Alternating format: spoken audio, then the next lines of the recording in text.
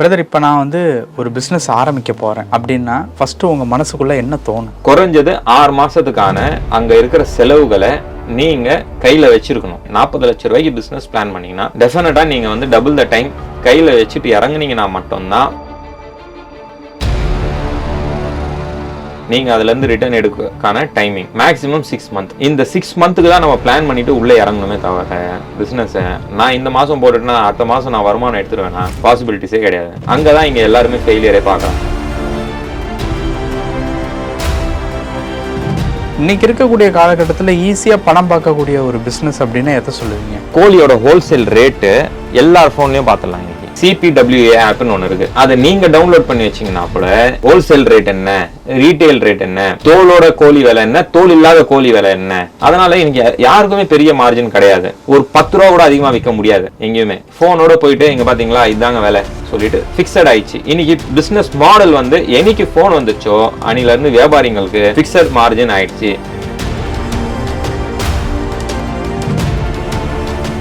ரொம்ப கஷ்டமாக இருக்கக்கூடிய பிஸ்னஸ் இன்னைக்கு இருக்கக்கூடிய காலகட்டத்தில்னா எது சொல்லுவீங்க? ஹோட்டல் இண்டஸ்ட்ரி தான். ரீசெண்டாக இந்த சோஷியல் மீடியாவை பார்த்து நிறைய கெட்டு போயிட்டாங்க. வியாபாரம்ன்றது ஒரு சூதாட்டம் தான், டூ ஆர் டை கேம் மாதிரி தான். ஆனால் பிஸ்னஸை பொறுத்த வரைக்கும் இருக்குல்லடே கடையை பார்த்துக்கடா அண்ணன் போயிட்டு வந்துடுறேன் அந்த மாதிரிலாம். அப்படியெல்லாம் ரொம்ப கஷ்டம். என்ன நான் கறி கடை வச்சிருக்கேன். எங்கள் வீட்டில் ஒரு ஃபங்க்ஷன் வந்துருச்சு. எங்கள் வீட்டில் எப்பவுமே சண்டேஸில் ஃபங்க்ஷன் வைக்க மாட்டாங்க. பட் எங்கள் மாமியார் வீட்டில் வைப்பாங்க ஃபங்க்ஷன். ஞாயிற்றுக்கிழமை தான் அவங்க வீட்டில் விசேஷமே. அப்படி வர நேரத்தில் நான் சண்டேல எந்த ஒரு ஃபங்க்ஷனுமே அட்டன் பண்ண முடியாது.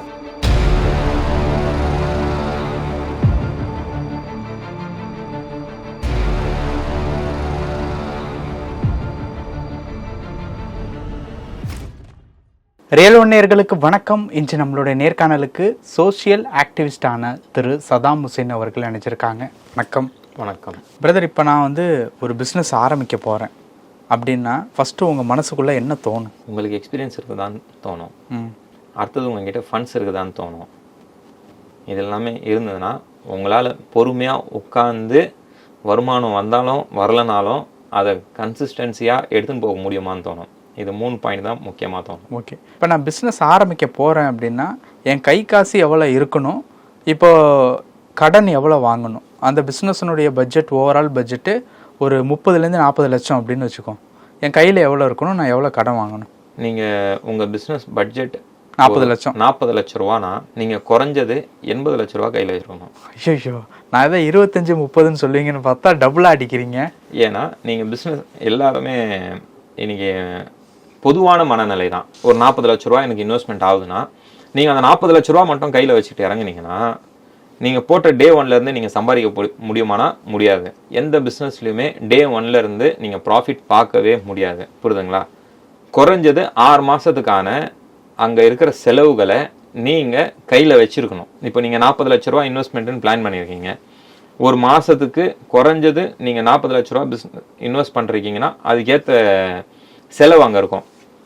குறைஞ்சது சேலரி ஒரு 3 லட்ச ரூபாய்க்காவது நீங்கள் சேலரி பே பண்ணுற மாதிரி இருக்கும். நீங்கள் ஒரு 1 லேக்காவது ரெண்ட் இருக்கும். கண்டிப்பாக 1 லேக் இல்லாமல் எங்கேயுமே நல்ல ஒரு பிஸ்னஸ் பண்ணுறதுக்கு ரெண்ட் ஸ்பேஸிங் இல்லை. அட்வான்ஸு அதான் அந்த 40 லேக்ஸில் அந்த இன்வெஸ்ட்மெண்ட்டில் வந்துடுது உங்களுக்கு. இந்த salary, rent, EB and other எக்ஸ்பென்சஸ்ன்னு எல்லாம் இருக்குது. இது எல்லாமே போட்டிங்கன்னா மாதத்துக்கு 5 லட்ச ரூபா வந்துடும். புரியுதுங்களா? இந்த 5 லட்ச ரூபானா 6 மாதத்துக்கு எவ்வளோ ஆயிடுச்சு? 30 லட்ச ரூபா ஆயிடுச்சு. குறைஞ்சது நீங்கள் ஒரு 10 லட்ச ரூபா ரொட்டேஷனுக்கு கையில் வச்சுருக்கணும். அதனால தான் நீங்கள் எப்படி பார்த்தாலுமே 40 லட்ச ரூபாய்க்கு பிஸ்னஸ் பிளான் பண்ணிங்கன்னா டெஃபினட்டாக நீங்கள் டபுள் த டைம் கையில் வச்சுட்டு இறங்குனீங்கன்னா மட்டும்தான் பிஸ்னஸை கன்சிஸ்டன்சியாக பண்ணி நீங்கள் நெக்ஸ்ட் லெவலுக்கு எடுத்துன்னு போக முடியும். இல்லை நான் என்கிட்ட 40 லட்ச ரூபா இந்த வியாபாரத்துக்கு தேவைப்பா, 40 லட்ச ரூபா நான் ரெடி பண்ணிட்டேன்பா, அடுத்த மாதத்துலேருந்து இதில் சம்பாரித்து நான் வாடகை கொடுத்துருவேன், இதில் சம்பாரித்து நான் சம்பளம் கொடுத்துருவேன், இதில் சம்பாரித்து நான் ரொட்டேஷன் பண்ணிவிடுவேன் சொல்லி நினச்சிங்கன்னா அது ஒரு முட்டாள்தனம் தான். வியாபாரத்தில் கண்டிப்பாக அதுக்கு பாசிபிலிட்டிஸ் கிடையவே கிடையாது. குறைஞ்சது 90 டேஸ் நீங்கள் அதுலேருந்து ரிட்டர்ன் எடுக்கான டைமிங் மேக்ஸிமம் 6 மந்த். இந்த 6 மந்த்துக்கு தான் நம்ம பிளான் பண்ணிட்டு உள்ளே இறங்கணுமே தவிர பிஸ்னஸை நான் இந்த மாதம் போட்டுட்டுனா அடுத்த மாதம் நான் வருமானம் எடுத்துருவேன்னா பாசிபிலிட்டிஸே கிடையாது. அங்கே தான் இங்கே எல்லாருமே ஃபெயிலியரே பார்க்குறாங்க பிஸ்னஸில். இன்னைக்கு இருக்கக்கூடிய காலகட்டத்தில் ஈஸியாக பணம் பார்க்கக்கூடிய ஒரு பிஸ்னஸ் அப்படின்னா எதை சொல்லுவீங்க? ஈஸியாக எந்த வியாபாரத்துலையுமே இன்னைக்கு பணம் பார்க்கவே முடியாது. ஏன்னா முதல்லலாம் பிஸ்னஸ் மார்ஜின், அதாவது ஒரு பிஸ்னஸில் மார்ஜின்னு ஒன்று நல்ல பெருசாக இருக்கும். குறைஞ்சது 25 to 30% மார்ஜின் இருந்தது. எல்லாம் மேக்ஸிமம் எனக்கு தெரிஞ்சு என் பிஸ்னஸுமே சரி, ஹோட்டல் இண்டஸ்ட்ரியிலுமே சரி, நிறைய நம்ம இருக்கிற ஃபீல்டு எல்லாமே சுற்றி நான் பார்க்கும்போது எல்லாருக்குமே 20 to 25% மினிமம் மார்ஜின் இருந்தது. ஆனால் இன்றைக்கி 10% தான் மார்ஜின் இருக்குது. அதனால் இன்றைக்கி எந்த வியாபாரமே நல்ல வியாபாரம் கெட்ட வியாபாரம்னு சொல்கிறதுக்கே கிடையாது. எல்லாத்துலேயும் ஃபிக்ஸ்டு மார்ஜின் தான், 10% மார்ஜின். இதில் நம்ம எல்லாமே மேனேஜ் பண்ணி தான் ஆகணும். அந்த மாதிரி ஒரு சூழல் தான் இன்றைக்கி பிஸ்னஸில் இருக்குது. ஏன்னா எல்லார் கையிலையுமே ஃபோன் இருக்குது. உதாரணத்துக்கு பார்த்தீங்கன்னா கோழி வியாபாரம்னு எடுத்துக்கோங்களேன். கோழியோட ஹோல்சேல் ரேட்டு எல்லார் ஃபோன்லேயும் பார்த்துடலாம். இன்றைக்கி CPWA ஆப்னு ஒன்று இருக்குது. அதை நீங்கள் டவுன்லோட் பண்ணி வச்சிங்கன்னா கூட இன்றைக்கி என்ன ரேட்டு, அதாவது ஹோல்சேல் ரேட் என்ன, ரீட்டெயில் ரேட் என்ன, தோலோட கோழி விலை என்ன, தோல் இல்லாத கோழி விலை என்ன சொல்லிட்டு மார்க்கெட் ஆப்பில் வந்துருச்சு இன்றைக்கி. அதனால் இன்றைக்கி யாருக்குமே பெரிய மார்ஜின் கிடையாது. நீங்கள் கிராசரி நீங்கள் எடுத்துக்கிட்டிங்கன்னா அதுக்கும் நிறைய ஆப் இருக்குது. அதை ஓப்பன் பண்ணி பார்த்தீங்கன்னா வெங்காயம் என்ன விலை, தக்காளி என்ன விலைன்றது ஓப்பனாக எல்லாருக்குமே தெரிஞ்சிருது. அதனால் இப்போ ஒரு கடைக்காரு ஒரு 10 ரூபா கூட அதிகமாக விற்க முடியாது எங்கேயுமே. ஃபோனோட போயிட்டு இங்கே பார்த்தீங்களா இதாங்க விலை சொல்லிட்டு ஃபிக்ஸட் ஆயிடுச்சு. இன்றைக்கி பிஸ்னஸ் மாடல் என்னைக்கு ஃபோன் வந்துருச்சோ அன்னிலேருந்து வியாபாரிங்களுக்கு ஃபிக்ஸட் மார்ஜின் ஆயிடுச்சு. கிட்டத்தட்ட இந்த கார்பரேட் ஆயிடுச்சுன்னு வச்சுக்கோங்களேன் வியாபாரம்லாம்.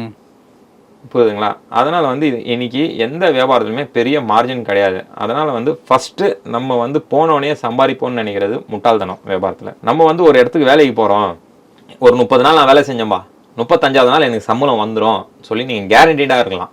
ஆனால் வியாபாரத்தில் அப்படி கிடையவே கிடையாது. அப்படி ஒரு வியாபாரம்னா அது ஒரு ஸ்கேம். இன்னைக்கு ஈஸியாக காசு சம்பாதிக்கிற மாதிரி எதுவுமே கிடையாது.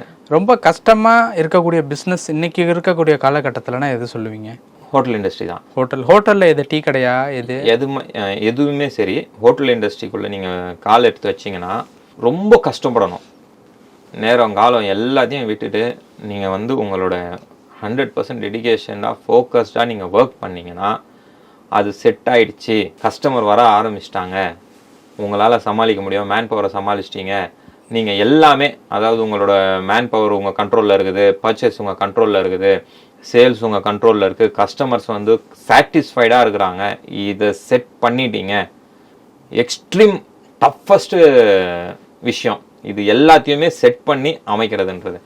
இதை அமைச்சிட்டிங்க, 6 மாதம் நீங்கள் டென்ஷனே இல்லாமல் வியாபாரம் நடக்குது, ஒரு 10 நாள் நீங்கள் ரெஸ்ட் எடுத்தாலும் உங்கள் வியாபாரம் நடக்குது, நான் உங்களுக்கு அது சக்ஸஸ்ன்னு அர்த்தம். இருக்கிறதுலே டஃப்பான கான்செப்ட் இதுதான்.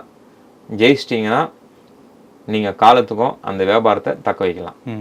ரொம்ப ஈஸியான பிஸ்னஸ் அந்த மாதிரி எதுவும் கிடையாது. எதுவுமே இன்னைக்கு கிடையாது. இன்னைக்கு ஈஸியான பிஸ்னஸ்ன்றது ஒரு தள்ளுவண்டி கடை போடுறது கூட இன்னைக்கு ஈஸியான பிஸ்னஸ் கிடையாது. ஏன்னா நிறைய காம்ப்ளிகேஷன்ஸ் வந்துருச்சு அதுலேயும். ஆனால் ஹோட்டல் பிஸ்னஸோட தள்ளுவண்டி தான் அதிகம் லாபம் கொடுக்குது அப்படிங்கிற மாதிரி கேள்விப்படுறேன். ஆமாம், கண்டிப்பாக. ஏன்னா நீங்கள் ஒன்றுமே கிடையாது. ஒரு கியாஸ்க்கு ஒரு 20,000 ரூபாயிலிருந்து ஒரு 50,000 ரூபாய்க்கு மேக்ஸ் டு மேக்ஸ் ஒரு கியாஸ்க் வாங்கி நீங்கள் ஃபுட் செட்டப் போடுறீங்கன்னா நீங்கள் ஒரு கிச்சன், அதாவது கிச்சனுன்னு சொல்கிறது ஒரு சின்ன செட்டப்பில் வச்சு நீங்கள் சமைச்சு எடுத்துன்னு விற்றுட்டு போயிடலாம். உங்களுக்கு அங்கே அட்வான்ஸ் கிடையாது, ரெண்ட்டு கிடையாது, கஸ்டமர்ஸ் தான் முக்கியம். ஓகேங்களா? இன்னைக்கு ஒரு ரெஸ்டாரண்ட் போட்டு அதுக்கு இன்வெஸ்ட் பண்ணி அங்கே கஸ்டமர்ஸை புல் பண்ணுறதை விட ஈஸியான கான்செப்ட் எதுனா தள்ளுவண்டி தான். எத்தனை வருஷம் ஆனாலும் அவங்க அப்படி தான் இருக்காங்க. அதாவது தள்ளுவண்டியிலே தன்னோட பிஸ்னஸ் நடத்திக்கிட்டே இது பண்ணுற மாதிரி. அதாவது ரீசெண்டாக நான் ஒரு தள்ளுவண்டி கடை பார்த்தேன், நல்ல ஃபேமஸ். அவங்க எல்லா சோஷியல் மீடியாலையும் எல்லா இன்ஃப்ளூயன்சர்ஸும் போய் அங்கே சாப்பிட்டுட்டாங்க. அவர் ஒரு கடை போடுறாரு. அந்த கடையை, அதாவது அவருக்கு அந்த தள்ளுவண்டி கடையில் நடந்த சேல் எக்ஸ்பெக்டட் சேலை விட கம்மியாக தான் அங்கே நடக்குது. ஆனால் இங்கே செலவு கம்மி, இங்கே செலவு அதிகம். இப்போ நிறைய இஷ்யூஸை ஃபேஸ் பண்ணுறாரு. இப்போ அதே மாதிரி பொட்டிக்கு வைக்கிறாங்க, அந்த மாதிரியான பிஸ்னஸும் பண்ணுறாங்க. ஸோ அதெல்லாம் எப்படி? பொட்டிக்கெல்லாம் ஒரு சீசனபிள் பிஸ்னஸ் தான். தீபாவளி, முகூர்த்த நாள். இப்போ ரீசெண்டாக இந்த சோஷியல் மீடியாவை பார்த்து நிறைய கெட்டு போயிட்டாங்க. ஆமாம், வீடியோஸ் எடுத்து போட்டோன்னா பொட்டிக்கில் வியாபாரம் குமிஞ்சிடும். இன்ஃப்ளூயன்சரை கூப்பிட்டு பண்ணோன்னா வியாபாரம். எனக்கு தெரிஞ்சு நல்ல ஒரு பீக்கில் இருக்கிற ஒரு இன்ஃப்ளூயன்சர் பொட்டிக் ஓப்பன் பண்ணி சேல்ஸ் இல்லை. இப்போ ரீசெண்ட் டேஸாக நான் ஒரு இன்ஃப்ளூயன்சரை பார்த்தேன். அவங்க நல்ல ஒரு ட்ரெண்டில் இருக்கிற இன்ஃப்ளூயன்சர். ஆனால் அவங்க பொட்டிக் ஓப்பன் பண்ணாங்க, அவங்களுக்கே சேல் இல்லை, லாஸை நோக்கி தான் போயிட்டுருக்குறாங்க. அதனால் பொட்டிக்குன்றத சக்ஸஸ் ஆனால் 80% டவுட் தான். ஃபுட் இண்டஸ்ட்ரின்ற அவங்களோட இன்வெஸ்ட்மெண்ட்லாம் எவ்வளோ ப்ரோ இருக்கும் பொட்டிக்கு பெரிய இன்வெஸ்ட்மெண்ட்லாம் தேவையில்லை. கஸ்டமர் வர போகிறாங்க, வந்து அவங்களோட டிசைன்ஸை அதுக்கப்புறம் தான் இவங்க அவுட் சோர்ஸ் பண்ணுவாங்க. இப்போதைக்கு அதுதான் ட்ரெண்டாக போயின்னு இருக்குது. வந்ததுக்கப்புறமா வந்து போய் அவுட் சோர்ஸ் பண்ணுறாங்க, அதுக்கப்புறம் தான் ஸ்டிச் பண்ணி கொடுக்குறாங்க. அதனால் அது ஒரு பெரிய இன்வெஸ்ட்மெண்ட் கிடையாது. ஆனால் பட் அவங்க வந்து அதுக்கான டைம் ஸ்பெண்ட் பண்ணுறாங்க. ஒரு இன்வெஸ்ட்மெண்ட்டுன்றது மணி மட்டும் கிடையாது. இப்போ அவங்க வந்து வேற ஒரு ஒர்க் பார்த்தாங்கன்னா, அவங்க ஜாப்ல இருந்திருப்பாங்க, அவங்க ஒரு 50,000 ஒர்க் சம்பளம் வாங்கிட்டு இருக்கிறாங்க. இப்போ வந்து இங்கே ஸ்பெண்ட் பண்ணும்போது அந்த 50,000 அது இன்வெஸ்ட்மெண்ட் தானே. மாதம் 50,000 ரூபாய்க்கு மேலே நீங்கள் என்ன எடுக்கிறீங்களோ அதுதான் லாபம். நீங்கள் அதே 50,000 ரூபாய் எடுக்கிறீங்கன்னா அது உங்களுக்கு லாபம் கிடையாது. புரியுதுங்களா? எவ்வளோ விஷயங்கள் இருக்குது வியாபாரத்தில். வியாபாரம்ன்றது ஒரு எப்படி சொல்கிறதுனா ஒரு சூதாட்டம் தான், டூ ஆர் டை கேம் மாதிரி தான். சக்ஸஸ்ன்றது நீங்கள் அதுக்கு என்ன கொடுக்குறீங்க, நீங்கள் கொடுக்குற டைம், உங்களோட டெடிகேஷன், ஃபோக்கஸ். நீங்கள் ஒரு கம்பெனியில் ஒர்க் பண்ணுறீங்க, உங்களுக்கு வந்து ஒரு ஃபங்க்ஷனுக்கு போகணும், புரியுதுங்களா? லீவ் போட்டு நீங்கள் போயிடலாம். ஏன்னா it's not your business, someone is handling, you are working there. ஆனால் பிஸ்னஸை பொறுத்த வரைக்கும் இருக்குல்லடே, கடையை பார்த்துக்கிட அண்ணன் போயிட்டு வந்துடுறேன் அந்த மாதிரிலாம். அப்படியெல்லாம் ரொம்ப கஷ்டம். என்ன நான் கறி கடை வச்சுருக்கேன், எங்கள் வீட்டில் ஒரு ஃபங்க்ஷன் வந்துருச்சு. எங்கள் வீட்டில் எப்போவுமே சண்டேஸில் ஃபங்க்ஷன் வைக்க மாட்டாங்க, பட் எங்கள் மாமியார் வீட்டில் வைப்பாங்க ஃபங்க்ஷன். அவங்க வீட்டில் எப்போவுமே சண்டேஸில் தான், ஞாயிற்றுக்கிழமை தான் அவங்க வீட்டில் விசேஷமே, ஃப்ரெண்ட்ஸ் எதா இருந்தாலும். ஆமாம். அப்படி வர நேரத்தில் நான் சண்டேயில் எந்த ஒரு ஃபங்க்ஷனுமே அட்டன் பண்ண முடியாது. அதே மாதிரி எனக்கு ஆர்டர் இருந்ததுன்னா அந்த நேரத்தில் நான் அட்டன் பண்ண முடியாது. எப்போவுமே நான் வந்து ஒர்க்கை கடையில் வேலை செய்கிற பசங்களை நம்பிட்டு நான் விட்டுட்டு போனேன்னா என்னோட வேலை கெட்டு போயிடும் எப்பயாவது. ஆமாம், ரொம்ப க்ளோஸ் ஃபங்க்ஷன்ஸ்னால் மட்டும்தான் நம்ம அட்டன் பண்ண முடியும். அதே மாதிரி ஒரு மளிகை கடை வச்சிருக்கிறவர் நீங்கள் பார்த்தீங்கன்னா, அவர் காலையில் வந்தார்னா நைட் வரைக்கும் அவங்க பிஸ்னஸ் பார்ப்பார். கடையிலே உட்காந்து யாராக இருந்தாலும். அதிகபட்சம் நீங்கள் மளிகை கடையில் பார்த்தீங்கன்னா அவங்க நல்லது கெட்டதுக்கு அவ்வளோ சீக்கிரம் போயிட்டு வரமாட்டாங்க. அந்த ஒரு கேப் 1 or 2 hours தான் அந்த கேப்பை யூஸ் பண்ணி ஃபில் பண்ணுவாங்க. புரியுதுங்களா? பிஸ்னஸ் ரொம்ப டெடிகேஷனான ஒரு விஷயம். கஸ்டமர்ஸ் வந்து ஒன்ஸ் ஸ்பாயில் ஆகிட்டாங்கன்னா மறுபடியும் பிடிக்கிறது கஷ்டம்.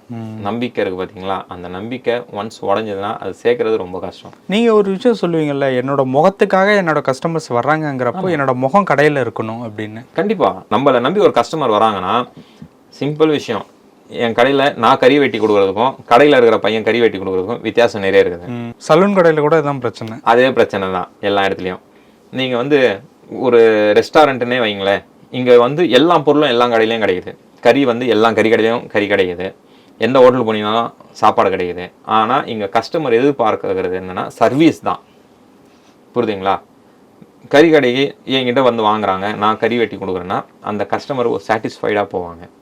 வா, சதாம் பாய் கறி வெட்டி கொடுத்தாரு, அந்த கறி கரெக்டாக இருந்தது, எக்ஸ்ட்ரா பீஸ் போட்டு கொடுத்தாரு. புரியுதுங்களா? இதுதான் அந்த சாட்டிஸ்ஃபேக்ஷன். இந்த சாட்டிஸ்ஃபேக்ஷன் கடையில் வேலை செய்கிற பையனால கொடுக்க முடியாது. அவன் அதை பண்ணாலுமே சொல்லி காமிக்கிறதுங்கிறது ரொம்ப கம்மியாக இருக்கும். அதுதான் விஷயம்.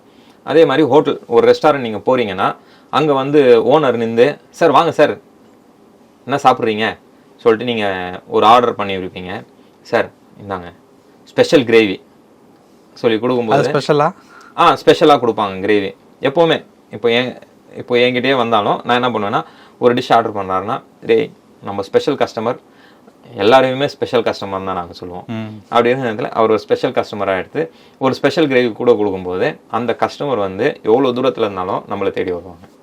இதெல்லாம் வந்து கஸ்டமர்ஸை கவர் பண்ணுறது. அதை வந்து ஓனர்ஸ் அங்கே இருந்து கவர் பண்ணுற மாதிரி வேறு யாராலையும் பண்ண முடியாது. ஓகே, அந்த மாதிரி தான் காலம். அதாவது ஃபேமிலி பிஸ்னஸ்ன்றதும் அதே மாதிரி தான். அதே பழக்கம் தான் பசங்களுக்கு கற்றுக் கொடுப்பாங்க இவங்க தலைமுறையா. அது மளிகை கடையில் அதிகம் நடக்கும். கண்டிப்பா. இப்போ நாங்க கறி கடை பிசினஸ்லயுமே நடக்கும். ஆமா, இப்போ நாங்களே கறி கடைன்னு வைங்களேன். எங்க அப்பா வந்து ஒரு வியாபாரம் பண்ணி அவர் வந்து ஹோட்டல் சப்ளை பண்ணியிருப்பாரு. ஹோட்டல் சப்ளை பண்ணும்போது அந்த ஹோட்டல் ஓனர்ஸ் எல்லாம் வந்து நாங்கள் மாமான்னு கூப்பிடுவோம். எங்க வீட்டு விசேஷங்களை முதல்ல அவங்க தான் இருப்பாங்க. இப்போ என்ன ஆயிடுச்சு, வியாபாரம் எங்க அப்பா கடந்து ஒரு வியாபாரம் வந்து அவங்க கிட்ட நாங்களும் பழகிட்டோம். இப்போ அந்த பழக்க வழக்கம் எங்களுக்கும் இருக்குல்ல. இதுதான் பிஸ்னஸ் மேன் வந்து கற்றுக் கொடுக்குறது அவங்க பசங்களுக்கு. புரியுதுங்களா? எல்லாம் இன்னைக்கு வந்து அந்த ஹோட்டல்ஸ்க்கு நாங்கள் அப்பா கறி கொடுக்குற ஹோட்டல்ஸ்க்கு நான் போனாலுமே, வா மாப்பிள்ள நம்மம்மா, இந்த பழக்க வழக்கம் இன்றைக்கும் தொடருது. இன்றைக்கும் அவர் வந்து மனசாலே மாப்பிள்ளன்னு கூடுவார், நான் மனசால மாமான்னு கூடுவேன். அந்த பழக்க வழக்கம் தான் வியாபாரம். இதுதான் கஸ்டமர்ஸ் தேவை. கஸ்டமர்ஸ்க்கு என்ன தேவைன்னா ஒரு சாட்டிஸ்ஃபேக்ஷன், ஒரு கேர், ஒரு சர்வீஸ். இதுதான் பிஸ்னஸ், வேற ஒண்ணுமே கிடையாது. பொருள் எல்லா இடத்துலயும் ஒரே பொருள் தாங்க. ஓப்பனா சொல்றேன், நீங்க கோழின்னு எடுக்க போனீங்கன்னா எல்லா இடத்துலயும் பிராய்லர் கோழி ஒண்ணுதான். கறின்னு எடுக்க போனீங்கன்னா கறியில மட்டும் ஆட்டுக்கறியில கொஞ்சம் வித்தியாசம் வரும். வெள்ளாட்டுக்கறி, செம்மறி ஆட்டுக்கறி, இளங்கறி, முத்தல் கறி, புரியுதுங்களா? அதை வந்து யார் வேணாலும் இன்னைக்கு பெஸ்ட் ப்ராடக்ட் கொடுக்குறதுக்கு எத்தனையோ பேர் இருக்கிறாங்க சிட்டிக்குள்ள. ஆனா சர்வீஸ் தான் எங்க விஷயம், புரியுதுங்களா? ப்ராடக்ட் பிளஸ் சர்வீஸ் இது ரெண்டுமே கரெக்டாக இருந்ததுன்னா அந்த வியாபாரத்தை யாராலையுமே அசைக்க முடியாது. காலத்துக்கும் அந்த வியாபாரம் இருக்கும், ஜென்ரேஷன் அந்த வியாபாரம் பண்ணுவாங்க.